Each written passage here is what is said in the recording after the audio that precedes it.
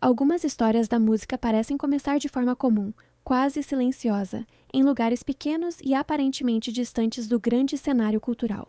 Mas às vezes é justamente desses lugares que surgem artistas que acabam mudando completamente o rumo de uma geração inteira. A história de Kurt Cobain começa assim, em uma pequena cidade chuvosa do estado de Washington, no noroeste dos Estados Unidos, muito antes de o nome dele ser conhecido em todo o mundo. Quando se olha para trás, para o contexto daquela época, fica mais fácil entender como aquele jovem introvertido acabou se tornando a voz de um movimento musical que marcaria profundamente os anos 90. Kurt Donald Cobain nasceu em 20 de fevereiro de 1967, na cidade de Aberdeen, uma comunidade pequena e bastante marcada pela indústria madeireira. Aberdeen era conhecida por seu clima frequentemente chuvoso, ruas tranquilas e uma economia baseada principalmente no trabalho manual. Era um lugar distante das grandes capitais culturais americanas, e poucas pessoas imaginariam que dali surgiria um músico que influenciaria milhões de pessoas ao redor do mundo. Ele era filho de Wendy Elizabeth Friedenberg, que trabalhava como garçonete, e de Donald Leland Cobain, um mecânico automotivo. A família vivia de maneira simples, típica de uma cidade operária do interior dos Estados Unidos. Kurt tinha ascendência escocesa, irlandesa, alemã e inglesa, algo bastante comum em muitas famílias americanas daquela região. Desde muito pequeno, ele demonstrava uma personalidade criativa. Familiares lembrariam mais tarde que Kurt gostava muito de desenhar, pintar e criar personagens inspirados em programas de televisão, desenhos animados e histórias em quadrinhos. Sua avó materna, que tinha talento artístico, costumava incentivar esse interesse, dando materiais de desenho e encorajando ele a continuar criando. A música também entrou cedo em sua vida. Em entrevistas dadas anos depois, Kurt contou que começou a cantar quando ainda era criança. Aos 4 anos já demonstrava curiosidade por instrumentos e tentava tocar piano.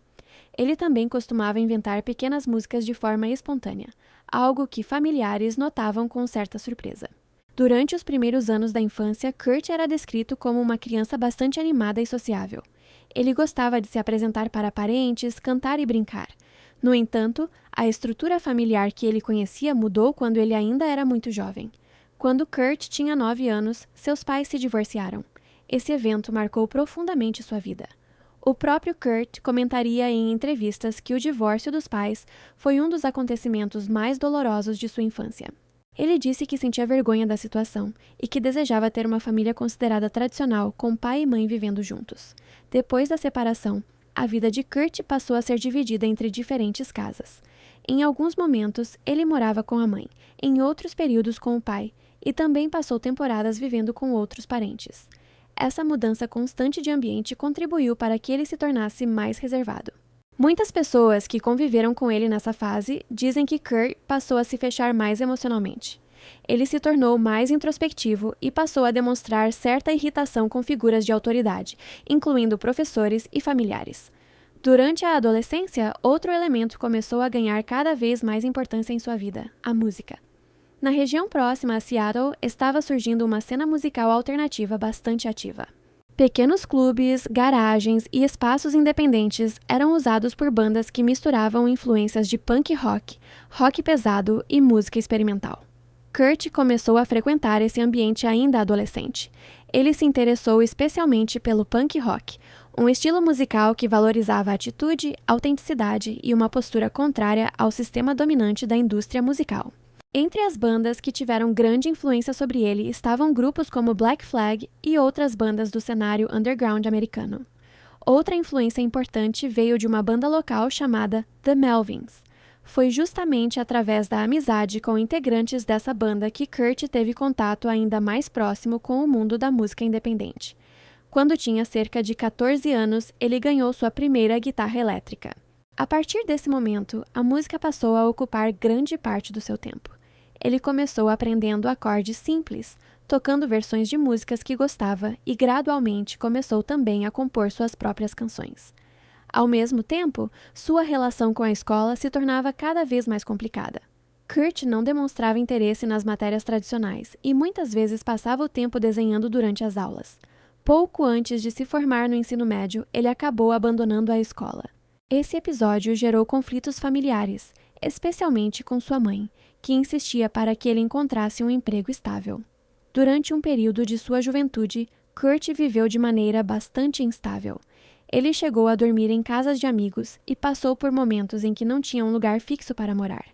Em entrevistas posteriores, ele mencionou que em certos momentos dormia sob uma ponte próxima ao rio Wishkah, experiência que mais tarde inspiraria a música Something in the Way. Foi nesse período que ele conheceu Krist Novoselic, que viria a se tornar seu parceiro musical mais importante. Os dois tinham gostos musicais parecidos e começaram a tocar juntos em pequenos projetos musicais. Depois de algumas tentativas e mudanças de formação, surgiu finalmente uma banda que mais tarde ficaria conhecida mundialmente, o Nirvana. Nos primeiros anos, o grupo enfrentou muitas dificuldades. Tocavam em pequenos clubes, bares e eventos locais. As apresentações eram intensas, barulhentas e cheias de energia, características que combinavam com o espírito do punk rock. Em 1989, a banda lançou seu primeiro álbum chamado Bleach, através da gravadora independente Sub Pop, que era bastante associada à cena musical de Seattle. O disco teve uma recepção modesta, mas ajudou a consolidar o Nirvana dentro do cenário alternativo. A grande mudança aconteceu em 1991. Nesse ano, a banda lançou o álbum Nevermind. Inicialmente, a gravadora não esperava um sucesso gigantesco. No entanto, uma das músicas do disco começou a ganhar enorme popularidade. Smells Like Teen Spirit rapidamente se espalhou pelas rádios e pela televisão musical.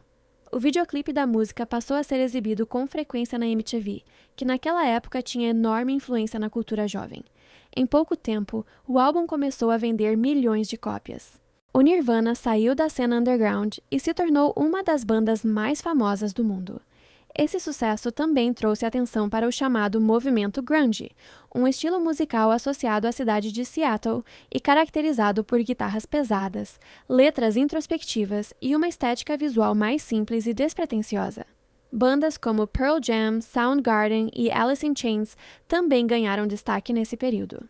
O rock alternativo passou a dominar o cenário musical dos Estados Unidos no início da década de 90.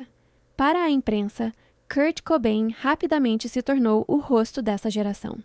Muitos jornalistas passaram a descrevê-lo como a voz da chamada Geração X, mas Kurt demonstrava desconforto com essa posição. Em várias entrevistas, ele expressou incômodo com a fama repentina e com a forma como muitas pessoas interpretavam suas músicas. Em 1992, Kurt se casou com a cantora Courtney Love. O relacionamento entre os dois recebeu enorme atenção da mídia. No mesmo ano, nasceu a filha do casal, Frances Bean Cobain. Apesar dos acontecimentos importantes em sua vida pessoal, Kurt continuava enfrentando problemas sérios. Ele sofria de dores estomacais intensas que nunca tiveram um diagnóstico totalmente claro. Além disso, lutava contra episódios de depressão. Nesse período, também se intensificou seu uso de drogas, especialmente heroína. O próprio Kurt afirmou em algumas ocasiões que inicialmente usava a substância tentando aliviar as dores físicas que sentia. Com o passar do tempo, porém, o uso se tornou dependência. Em 1993, o Nirvana lançou seu terceiro álbum de estúdio, chamado In Utero. O disco apresentava um som mais cru e letras ainda mais introspectivas. Apesar do sucesso contínuo da banda, a situação pessoal de Kurt parecia cada vez mais complicada. No início de 1994, ocorreram episódios que preocupavam amigos e familiares. Em março daquele ano, Kurt estava em Roma quando sofreu uma overdose após misturar medicamentos com álcool. Ele foi hospitalizado e permaneceu inconsciente por algum tempo. Poucos dias depois, outro episódio ocorreu nos Estados Unidos. Courtney Love chamou a polícia após um incidente em que Kurt teria se trancado em um quarto com uma arma. Diante da preocupação crescente, pessoas próximas organizaram uma intervenção para convencer ele a procurar tratamento novamente. Kurt concordou em entrar em uma clínica de reabilitação em Los Angeles no final de março de 1994. No entanto, poucos dias depois, ele deixou o local sem autorização. Depois disso, ele voltou para Seattle e passou alguns dias afastado de muitas pessoas próximas. Em 8 de abril de 1994, um eletricista chamado Gary Smith foi até a casa de Kurt Cobain para instalar um sistema de segurança. Ao chegar à propriedade, ele encontrou o corpo do músico em um espaço localizado acima da garagem. A investigação indicou que Kurt havia morrido alguns dias antes, em 5 de abril. O relatório oficial registrou a causa da morte como suicídio por disparo de arma de fogo. Exames toxicológicos também identificaram a presença de heroína no organismo. A notícia se espalhou rapidamente pelo mundo e provocou enorme comoção entre fãs e músicos. Em Seattle, milhares de pessoas participaram de vigílias e homenagens. Kurt Cobain tinha apenas 27 anos. Mesmo décadas depois, sua figura continua sendo lembrada como uma das mais marcantes da história do rock. As músicas que ele escreveu continuam sendo ouvidas por novas gerações, e sua trajetória permanece como um retrato complexo de talento artístico, sucesso repentino e das pressões que muitas vezes acompanham a fama.